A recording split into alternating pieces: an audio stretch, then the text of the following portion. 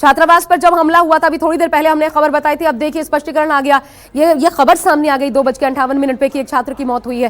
कारण भी तो यही है ना संजीव कि अटैक्स एक के बाद एक हो रहे हैं, कोई कदम बाहर निकालेगा कदम तब तो कोई छात्र मदद मांगेगा, यूक्रेनियन फौज से चाहे रशियन फौज से, वो तो बाहर ही नहीं निकाल सकता कदम। संजीव, दूसरा बड़ा शहर है और ये सबसे बड़ा शहर माना जाता है जहाँ तक पढ़ाई का सवाल है, मेडिकल एजुकेशन का सवाल है। खार्किव शहर में अभी भी 3 से 4 हज़ार छात्र बताए जाते हैं कि वहाँ रह रहे हैं। सबसे बड़े मेडिकल कॉलेजेस वहीं पर हैं। वहीं के एक मेडिकल कॉलेज में ये लड़का पढ़ता था, कर्नाटक प्रांत से ताल्लुक़ रखने वाला, और वो खाना लाने गया था। क्या हमारे जो विशेषज्ञ महोदय हैं वो ये नहीं समझ पा रहे हैं कि एक 20-22 साल का लड़का और वहाँ पर इस तरह की परिस्थितियाँ, वो क्या करे?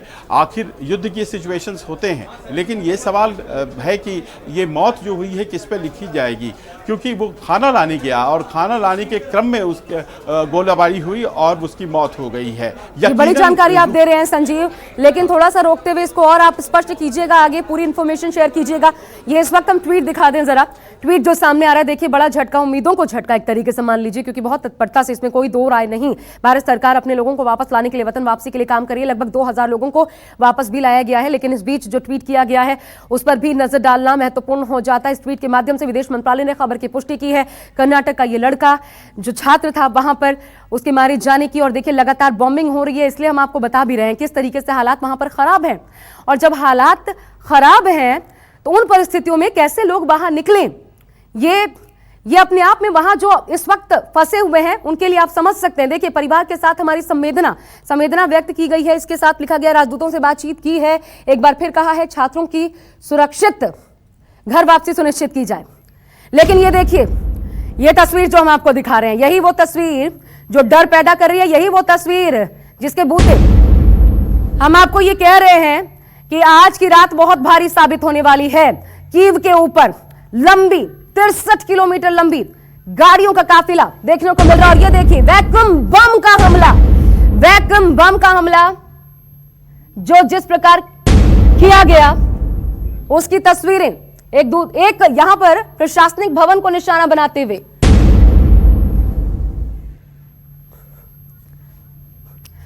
खार्किव में देखिए प्रशासनिक इमारत पर यह हमला हुआ। लेकिन अब आइए आपको कुछ समझाने की कोशिश करते हैं। देखिए अब इसके आगे क्या सवाल क्यों खड़ा हो रहा है, क्योंकि दुनिया का सबसे घातक गैर परमाणु बम जो है, फादर ऑफ ऑल बम, वो फोड़ा गया है रशिया की तरफ से, जिसको कहते हैं वैक्यूम बम। मतलब समझ लीजिए कि 40 बम अगर एक साथ फट जाता है, सभी बमों का बाप आप इसे कह सकते हैं, फादर ऑफ ऑल बम्स कहा जाता है। 40 बम अगर एक साथ फट जाएं किसी जगह पर, तो वो जो शॉक वेव्स होते हैं, जो हीट वेव्स होते हैं, वो वहां उसके पूरी जद में आए, 700 मीटर के पूरे एरिया में आए लोगों पर बड़ा असर डालते हैं। बचने की संभावना 9 के बराबर रह जाती है। 300 मीटर का इलाका जो एक तरीके से समझिए खाक कर देता है ये वैक्यूम बम। इसका इस्तेमाल किया गया। फिर बता दें आपको कि ये परमाणु बम नहीं है, लेकिन ठीक उससे एक कदम पीछे आ जाइए, ये बहुत घातक होता है और 44 टन TNT के बराबर धमाका इससे होता है। हाई नाइट्रो टोल्यूइन, देखिए इसका इस्तेमाल इसमें किया जाता है। ये तस्वीरें आप देखिए, एक और तस्वीर हम आपको दिखा रहे हैं जो सुबह से लगातार, और ये देख करके आप, इसलिए हम कह रहे हैं कि इंटेंस हो चुका है अब ये बात। ऐसा लगता है कि पुतिन आर या पार के मोड में आ चुके हैं, क्योंकि लेट जो छठे दिन में प्रवेश कर गया है युद्ध, इसको लेकर के पुतिन की नाराजगी सामने आई है। एक तरफ वो पॉस्चरिंग कर रहे हैं समझिए, लेकिन वो पॉस्चरिंग का जो दबाव है उसके जरिए वो काम नहीं आ रहा है। वो ये जानते हैं, वो अपने न्यूक्लियर ट्रायड को एक्टिवेट कर देते हैं, ट्रायड को एक्टिवेट करते हैं, तीनों सेनाओं के प्रमुख के साथ काम करते हैं, उनके साथ बातचीत करते हैं, लेकिन इसके बावजूद दबाव में यूक्रेन नहीं आ रहा। यूक्रेन भी एक के बाद एक झटके दे रहा है। लेकिन ये देखिए, ये जो तस्वीर हम आपको दिखा रहे हैं, ये प्रशासनिक भवन को निशाना बनाए जाने की तस्वीरें हैं। रशिया ने यह हमला करके, और जितने इंटेंसिटी का ये धमाका है, ये बता दिया कि अब यहां पर आर या पार की लड़ाई होगी। लेकिन वही बड़ी बात है कि हमने अपने एक छात्र को गंवाया, ये याद रखिए। और ये आज के दिन दुखद खबर सामने आई है। संजीव लगातार हमारे साथ बने हुए हैं। संजीव, ये खार्किव में जो अटैक हुआ है और जितना बड़ा वैक्यूम बम का इस्तेमाल, अब इसके आगे क्या बचा रह जाता है संजीव? और इस बात को लेकर के चिंताएं और ज्यादा बढ़ जाती हैं इसके बाद कि क्या ये जो घटना घटी है ये एक ही घटना रहेगी ना, क्योंकि हमारे छात्र वहाँ पर हर इलाके में हैं और कीव और खार्किव ये जो दो शहर हैं, कुल मिलाकर यहाँ 5 से 6 हज़ार हमारे छात्र हो सकते हैं और बहुत आशंकाएं हैं, तरह तरह के विचार मन में आ रहे हैं, क्योंकि जैसा कि आप बता भी रही हैं, आज हर बीते घंटे के साथ हमले और तीव्र होते चले जाएंगे, इसी बात का अंदेशा है। आशा, बिल्कुल हमारे साथ लगातार खास मेहमान भी बने हुए हैं, लेकिन उससे पहले देखिए ये तस्वीर देखिए, ये दुखद तस्वीर इस वक्त सामने आ रही है उस छात्र की तस्वीर जिसकी मौत हुई है आज बमबारी में। भारतीय छात्र, कर्नाटक का रहने वाला ये छात्र जिसकी मौत हुई है, विदेश मंत्रालय ने खबर की पुष्टि की है। और ये देखिए पहली तस्वीर उस छात्र की हम आपको दिखा रहे हैं। छात्र कर्नाटक का रहने वाला था। संजीव, मैं चाहती हूं जो आप इंफॉर्मेशन शेयर कर रहे थे इस छात्र को लेकर के बताते रहे जरा बैकग्राउंड में। ये भारतीय छात्र जिसकी तस्वीर हम शेयर कर रहे हैं इस वक्त दिखा रहे हैं दर्शकों को। यहाँ ये छात्र नवीन GS नाम है इसका, नवीन नाम है इसका, और ये आज सुबह खाना लेने निकला था और ये सिटी सेंटर की तरफ जा रहा था, क्योंकि वही एक महफूज जगह शायद रही हो। सिटी सेंटर में खाना लेकर वापस इसे अपने छात्रावास लौटना था और उसी वक्त हमला हुआ जिसमें कि इस छात्र की मौत हो गई। कर्नाटक का रहने वाला ये छात्र मेडिकल की पढ़ाई कर रहा था, ऐसा बताया जाता है, और ये हमला जब हुआ उस वक्त वो बाहर निकला था। ये बार बार कहा जा रहा था कि आप भीतर रहिए, लेकिन पानी के लिए या खाने के लिए जाहिर है कि छात्र बाहर आएंगे। और देखिए कि बदकिस्मती ऐसी कि उसी वक्त ये हमला हुआ है और हमले में जाहिर है कि बहुत से लोग मारे गए होंगे। हमारे एक भारतीय की मौत हुई है और इस कारण से अब और भी ज़्यादा चिंताएं बढ़ गई हैं, क्योंकि ये जो इलाका है आशा, ये सबसे ज़्यादा स्टूडेंट्स को होस्ट करता है। ये दूसरा सबसे बड़ा शहर है यूक्रेन का और यहाँ सबसे बड़े 2 कॉलेजेस हैं, नेशनल मेडिकल कॉलेजेस हैं, जहाँ पर करीब 5000 सीट्स हैं और जाहिर है कि यहाँ और भी लड़के होंगे और वहाँ खतरा और भी ज़्यादा बढ़ गया है, क्योंकि निशाने पर कीव और खार्किव। बिल्कुल, टीपी त्यागी सर भी हमारे साथ लगातार मौजूद हैं। आप रक्षा विशेषज्ञ भी हैं सर, इसलिए मैं आपसे जानना चाहती हूँ, हमारे विशेष दूत अलग अलग देशों की ओर जा रहे हैं, वहां पे हमारे जो दूतावास है उनको और ज्यादा एक्टिव मोड में कर दिया गया, लेकिन अब यहाँ से जब इस प्रकार की एक खबर सामने आई है, जब एक झटके के रूप में है ये खबर, कितना मुश्किल हो जाएगा सर जो हालात है इस वक्त, उन हालात में छात्रों से संपर्क करना, कहां कितने छात्र हैं उनको लोकेट करना और वहां से निकालकर कम से कम ट्रेनों तक पहुंचाना ताकि वो बॉर्डर तक पहुंचे। ये अत्यंत मुश्किल है, लेकिन इसके बावजूद भी कार्रवाई की जा रही है। यहाँ के मिनिस्ट्री ऑफ एक्सटर्नल अफेयर्स ने सभी एम्बेसीज को, न केवल यूक्रेन की बल्कि पोलैंड की, हंगरी की, इन सब की एम्बेसीज से बातचीत की है और जो हमारे छात्र पार भी कर चुके हैं, यानी कि पूरी ऑपरेशन को 2 हिस्सों में बांटा गया था। पहले तो हमारे छात्र यूक्रेन की बॉर्डर से बाहर जाएं और फिर वहां कुछ दिन रुकने के बाद जब उनका नंबर आए तो उनको वहां से एयरलिफ्ट करके दिल्ली लाया जाए। तो पहली जो ऑपरेशन है, इस ऑपरेशन को के करने में लगे और यहाँ से 4 मंत्री भेजे गए और ये कोई आज का रिकॉर्ड थोड़ी है। पहले जब यमन में हुआ था, जब काबुल में हुआ था, वहां से भी तो हम लोगों को लाए, अपने ही नहीं दूसरे देश के लोगों को भी लाए। तो हम एक उदाहरण है भारत, और इस समय भी पूरा काम किया। लेकिन क्या अनफॉर्चुनेट चीज, वो चीज जिसके ऊपर आपका अपना अधिकार नहीं है और युद्ध के हालात हैं, उसमें दोषारोपण की बजाय अभी हमें उसकी आत्मा की शांति के लिए भगवान से प्रार्थना करनी चाहिए, उसके परिवार को ढाढ़स बंधाना चाहिए, जिस तरह की मदद वो चाहे वो उन्हें देनी चाहिए, ये कर्तव्य बनता है। आप सही कह रहे हैं सर, लेकिन यहाँ पर क्या अंतर्राष्ट्रीय समुदाय की भूमिका भी, और हम भारत को भी लेकर चल रहे हैं क्योंकि भारत से भी अपेक्षाएं हैं दुनिया को, तो यहाँ पर उनकी भी तो भूमिका महत्वपूर्ण हो जाती है। एक छात्र की मौत हुई है आज कल होकर के, क्योंकि ये तो इंटेंस होते जा रहे धमाके, कहां पर हमला होगा, कहां पर बम गिरेगा, कहां पर रॉकेट मिसाइल दागे जाएंगे, अब ये कहा नहीं जा सकता। ऐसी स्थिति है, आर पार की लड़ाई के मोड में है एकदम पुतिन, और आपने देखा वैक्यूम बम का इस्तेमाल तक हो गया, यानी कि इसके बाद सिर्फ परमाणु बम बचता है। तो फिर ये अंतर्राष्ट्रीय समुदाय को अब तो कदम उठाना ही पड़ेगा, कोई तो हस्तक्षेप करेगा कम से कम। अंतरराष्ट्रीय समुदाय को कदम उठाना पड़ेगा। अंतरराष्ट्रीय समुदाय की वजह से तो ये सिचुएशन हो रही है। जरा सा सोच के देखिए, जैसा कहा जा रहा है वो नहीं, अपने दिमाग से सोचो कि अंतरराष्ट्रीय समुदाय बजाय यूक्रेन को उकसाने के क्या ये नहीं कह सकता कि जो वहां के प्रेसिडेंट है कि वो रिजाइन कर दे। उसने अपनी बेवकूफी में ये सिचुएशन बना दी। क्या नेटो में जाना इतना इंपॉर्टेंट था कि मैं अपने देश की इज्जत को, देश की माल को, प्रॉपर्टी को, सैनिकों को, अपने एयरफील्ड को, इंफ्रास्ट्रक्चर को, मिलिट्री इंस्टॉलेशन को तबाह होने दूं सिर्फ इस एम के लिए कि मैं नेटो में जाना चाहता हूँ? Is there any logic in it? आप बिल्कुल सही बात कह रहे हैं कि एक तरीके से अपनी जनता को खुद आग में झोंक देना ऐसा काम, और इसलिए जेलेंस्की जानकारों के लिए कम से कम ये कहा जा सकता है विलन बन गए हैं इस वक्त। भले उनकी बहादुरी के किस्से भी सोशल मीडिया पर खूब वायरल हो रहे हो, जिस तरीके से वो मोर्चा संभाल रही है, यूक्रेन जिस तरीके से जवाबी कार्रवाई भी बीच बीच में रुक रुक कर रहा है। मेरे साथ अब प्रोफेसर महेंद्र सिंह विदेश मामलों के जानकार भी इस वक्त जुड़ चुके हैं। सर, आपका स्वागत है न्यूज 24 पर। लेकिन इस खबर के साथ जो दुखद खबर मैं आपके साथ शेयर करूं, सबसे पहले एक भारतीय छात्र कर्नाटक का, उसकी मौत की खबर सामने आई है। आप विदेश मामलों की जानकारी रखते हैं। अब सर, इन स्थितियों में कितनी बड़ी चुनौती हो जाती है लोगों को निकालना, संपर्क साधना, यह सुनिश्चित करना कि कम से कम हमारे लोग सिक्योर रहें, सुरक्षित रहें।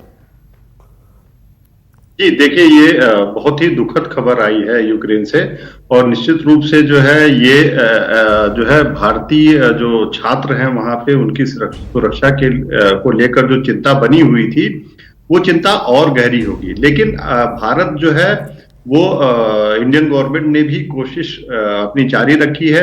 जैसा कि आज ही बताया गया कि हमारे फॉरेन सेक्रेटरी ने जो है यूक्रेन और रशिया दोनों के जो एम्बेसडर्स हैं उनसे बात की है, और कोशिश की जा रही है कि किस तरीके से जो यूक्रेन के अलग अलग कोनों में ये जो छात्र हैं या भारतीय लोग हैं उनको किस तरीके से सेफ बॉर्डर्स पे पोलैंड, रोमानिया और स्लोवाकिया, इन देशों के बॉर्डर पे जो है उनको पहुंचाया जा सके और किस तरीके से इवैक्यूएट किया जा सके। इंडियन गवर्नमेंट ने इसके साथ साथ जो मिनिस्टर्स को भी लगाया हुआ है अलग अलग देशों में जो नेबरिंग कंट्रीज हैं यूक्रेन के। और देखिए, इसमें सबसे जरूरी ये है कि जो हमारी एम्बेसी है यूक्रेन में उसका रोल बहुत महत्वपूर्ण हो जाता है, उसकी भूमिका बहुत महत्वपूर्ण हो जाती है और बहुत कठिन भी हो जाती है कि वो किस तरीके से जो है वहां छात्रों को या जो भारतीय मूल के लोग हैं उनको ट्रेस करना और उनको एक सुरक्षित जगह पे रखना और वहां से फिर यूक्रेन से बाहर निकालना। ये अपने आप में बहुत ही चुनौतीपूर्ण जो है कार्य है। और लेकिन हमें विश्वास है कि भारत सरकार जिस तरीके से वो कोशिश कर रही है वो हमारे सभी जो है, और हमें उम्मीद है कि हमारे जो है सभी छात्र जो है सकुशल वापस होंगे, क्योंकि अभी देख के जो स्थिति बनी हुई उसको देख के लगता नहीं है कि ये युद्ध इतनी अभी जल्दी खत्म होने वाला है। क्योंकि जैसा यूक्रेन के यूएस में जो राजदूत है उन्होंने कहा कि अभी रशिया ने वैक्यूम बॉम्ब का प्रयोग किया है। तो और इसके साथ साथ देखिए बातचीत जारी है लेकिन अटैक्स भी जारी हैं। तो दोनों, चाहे यूक्रेन हो चाहे रशिया, कोई पीछे हटने के लिए तैयार नहीं है। और मैं एक महत्वपूर्ण पॉइंट पर आपसे बात करना चाहती हूँ, क्योंकि जब ऐसा होता है तो क्या होता है, बातचीत के जरिए मामले को सुलझाने की जब कोशिशें होती हैं तो एक तीसरा पक्ष भी होता है जो मध्यस्थता की कोशिश करता है। लेकिन जैसा इससे पहले त्यागी सर कह रहे थे और बिल्कुल सही कह रहे थे कि किससे एक्सपेक्ट करें, नेटो से या उस यूरोपियन यूनियन से जो खुद ही पुतिन को, रशिया को अपना दुश्मन नंबर 1 समझता है। यहां बार बार यूएनएससी में आप निंदा प्रस्ताव ले आते हैं, निंदा कर देते हैं, लेकिन इन चीजों से कुछ हासिल नहीं हो रहा। आप हथियारों की सप्लाई की बात करते हैं, एक ऐसा आप दिखाते हैं, परोक्ष रूप से ये दिखाने की कोशिश करते हैं कि हम यूक्रेन का समर्थन कर रहे हैं, हर तरीके से समर्थन कर रहे हैं। वो एक प्रोवोकेशन की स्थिति रशिया के लिए बनती है। तो फिर अंतर्राष्ट्रीय समुदाय आता कहां है? ऐसा लगता है इस मसले पर दो ही पक्ष हैं, यूक्रेन या रशिया। अगर कुछ करना है तो उन्हीं को, नहीं तो लड़ना भिड़ना मरना है तो उन्हीं को। सबके नागरिक भी तो फंसे हुए हैं, इस लिहाज से इनकी भी तो भूमिका महत्वपूर्ण हो जाती है। निश्चित रूप से जो एक जो है अंतर्राष्ट्रीय समुदाय से जो एक उम्मीद की जा रही थी, खासकर जो है जो अंतर्राष्ट्रीय संगठन है, संयुक्त राष्ट्र संघ और जो है वेस्ट अमेरिका और जो है यूरोपियन देश हैं, उनसे जो उम्मीद की जा रही थी वो देखिए यूक्रेन ने भी उनके बहलावे में आ गए। अनएक्सपेक्टेड उनको भी कोई सपोर्ट नहीं मिला और अभी भी कोई मीडिएशन की बात नहीं चल रही है। जो है सारे देश, चाहे यूएस हो, कनाडा, ऑस्ट्रेलिया, इसके अलावा यूरोप के सभी देश जो है वो बात कर रहे हैं कि हम यूक्रेन को मिलिट्री सपोर्ट देंगे। तो ये कहीं से युद्ध जो है वो शांति की तरफ होता दिखाई नहीं दे रहा है। जो मध्यस्थता है वो कहीं दिखाई नहीं दे रही है। हालांकि जो है पुतिन ने जो है जो फ्रेंच के जो राष्ट्रपति हैं मैक्रोन, उनसे बातचीत की है और उन्होंने बोला है कि हम जो है रिहायशी इलाकों में जो है अपना टारगेट नहीं बनाएंगे, लेकिन कोई बहुत ही जो अंतर्राष्ट्रीय समुदाय को जो एक बहुत ही अग्रणी भूमिका, आगे बढ़ के भूमिका निभानी चाहिए कि किसी भी तरीके से इस युद्ध का अंत हो, वो नहीं दिखाई दे रहा है। यूरोपियन यूनियन भी लग रहा है कहीं से कि वो प्रोवोक कर रहा है यूक्रेन को बार बार कि जो है नहीं, आपको पीछे नहीं हटना है।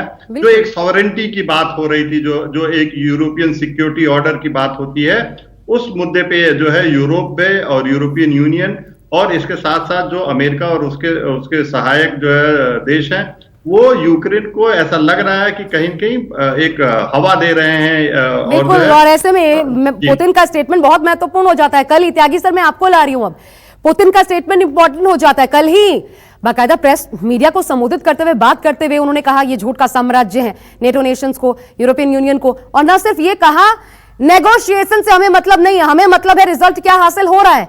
यानी उनका माइंडसेट बिल्कुल क्लियर है कि आखिर क्या रिजल्ट हासिल हो रहा है और उसी दिशा में आगे पुतिन चलेंगे, ये स्पष्ट कर दिया है उन्होंने। बिल्कुल सही कहा है पुतिन ने बिल्कुल सही कहा है कि ये अमेरिका और ये वेस्ट का जो ब्लॉक है, ये झूठ का पुलिंदा है। क्या ये सच नहीं है कि अमेरिका ने इस बात की गारंटी दी थी जब सोवियत यूनियन का फ्रेगमेंटेशन हुआ था कि हम नेटो का विस्तार नहीं करेंगे। अब उसके 15 देश थे, सबसे बड़ा उनमें से यूक्रेन है, एक बचा हुआ बेलारूस है, बाकी सबको उन्होंने उसमें शामिल कर लिया। अगर ये भी शामिल हो जाते हैं तो इसका मतलब वो सारे देश जो सोवियत यूनियन के थे वो रशिया के बॉर्डर पे हैं, वो नाटो में हैं, वहां पे नाटो की मिसाइल तैनात। जी त्यागी सर, शायद आपसे हमारा संपर्क टूट गया है। जी बिल्कुल, हम वापस आपके पास आते हैं, आपसे संपर्क टूट गया है। लेकिन इसी को आगे बढ़ाते हुए महेंद्र सर, लेकिन ये क्यों सोचे यूक्रेन? बात तो ये है ना, अगर यूक्रेन नेटो में शामिल हो, स्वतंत्र राष्ट्र है, उसको रशिया मान्यता न दे, लेकिन अंतरराष्ट्रीय समुदाय तो मान्यता देगा, ये उसके हित में भी है। जब उसके हित में है तो फिर नेटो क्यों रशिया को इस तरीके से कंसिडर करेगा कि उसकी सुरक्षा को देखते हुए हम आगे बढ़े? बात तो यहां ये भी आ जाती है। जी, निश्चित रूप से ये बात आती है कि यूक्रेन एक स्वतंत्र राष्ट्र है और उसको वो अपना संप्रभुता, जो उसकी सॉवरेंटी जो है सुरक्षित रखने की बात वो करता है। और ये बात निश्चित रूप से कि रशिया उसको कौन होता है कि उसको दबाव डाल के कि आप किसी अंतरराष्ट्रीय संगठन का हिस्सा बनिए, चाहे यूरोपियन यूनियन हो, चाहे नेटो हो, या न बनिए, ये रशिया को ही कहने वाला। लेकिन देखिए, पुतिन ने जो है इस संदर्भ में थोड़ा हमें जो है जो हिस्टोरिकल जो है इश्यूज हैं उसको भी ध्यान देना चाहिए कि यूक्रेन एक समय रूस का ही सोवियत यूनियन का अभिन्न अंग था और प्रमुख जो है प्रोविंस था, रिपब्लिक था। और यूक्रेन में जो जहां से मुख्य विवाद शुरू हुआ डोनबास से, वहां पे करीब 70 to 80% रशियन स्पीकिंग लोग हैं। और इस वजह से रूस कहीं अपने जितने भी 15 जो सोवियत यूनियन के रिपब्लिक्स थे जो अलग हुए, उनको अपना नेचुरल एलाई मानता है। और ये रूस का मानना है कि वहां पे जो यूक्रेन में जो सत्ता 2014 के बाद स्थापित की गई, वो कहीं न कहीं वो जो अमेरिका और वेस्ट सपोर्टेड लोग थे और ये मैनिपुलेशन करके वहां की सत्ता स्थापित की गई और वो रूस के खिलाफ है।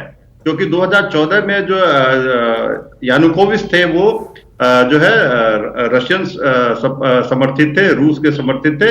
तो रूस को ये लगता है कि जो कहीं न कहीं वेस्ट और अमेरिका जो है यूक्रेन के मामलों में हस्तक्षेप करता है, जो एकदम कोल्ड वॉर के समय में होता था कि जो वेस्टर्न फ्रंट था, जो वेस्टर्न अलायंस था, वो अपने छोटे छोटे देशों में अपने समर्थन की, लोकतंत्र के समर्थन की सरकार स्थापित करने में मदद करता था। वहीं जो सोवियत संघ था, वो जो ईस्टर्न अलायंस था, वो अपने लोगों को यूरोप पे, और जैसा कि हमने जर्मनी में देखा, ईस्ट जर्मनी में ये जितने भी जो पोलैंड, हंगरी, चेकोस्लोवाकिया जो यूरोपियन कंट्रीज थे, इसमें कुछ बिल्कुल आप सही कह रहे हैं सर। मैं एक बार फिर से, आप बने रहिएगा, लगातार ये बड़ी चर्चा हम जारी रखेंगे। लेकिन देखिए, इस बीच जो बड़ी खबर आई है एक छात्र की मौत, संजीव मैं आपके पास आते हुए, क्योंकि अब यहां से चिंता पैदा होती है। एक हमारे छात्र की मौत हो जाती है, दूसरा आज की रात भारी है, निकलिए, ये कह दिया गया है एमईए की तरफ से। छात्रों को वहां पर संदेश भिजवाया गया है, लेकिन कौन कौन से इलाके में हमारे कितने छात्र फंसे हुए हैं, इस बारे में कोई एग्जैक्ट इंफॉर्मेशन संजीव अभी तक सामने आई है? देखिए, जो विदेश मंत्रालय सूत्रों से जानकारियां हैं वो आपके साथ साझा करूंगा। और पहली जो जानकारी है वो ये है कि खार्किव में जहां ये घटना घटी है, हमारे 4000 से ज़्यादा छात्र हैं और ये शहर सबसे बड़ा शहर माना जाता है मेडिकल एजुकेशन के लिहाज से। जो हमारा छात्र मारा गया वो भी इसी शहर में था और 4th ईयर मेडिकल का स्टूडेंट था।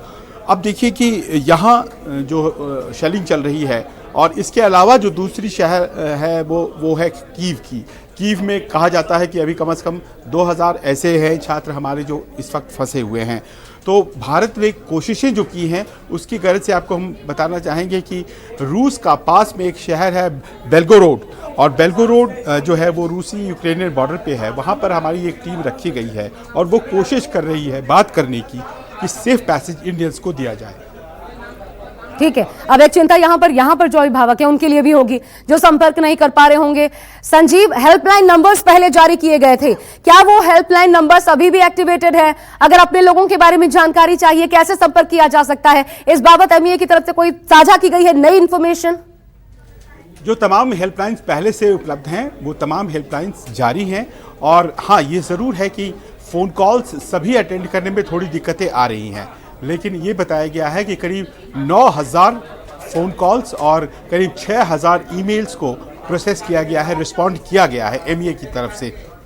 देखिए, ये जो लगातार प्रयास किया जा रहा है ये छोटा प्रयास नहीं है। सरकार अपनी तरफ से तमाम कोशिशें कर रही हैं, उन दिक्कतों को भी समझना पड़ेगा। वो दिक्कतें पेश जो आ रही हैं जिसमें कि रशियंस अपने सैन्य साजो सामान के साथ बढ़ रहे हैं और नेगोशिएट करने के लिए, बातचीत करने के लिए तैयार नहीं हैं।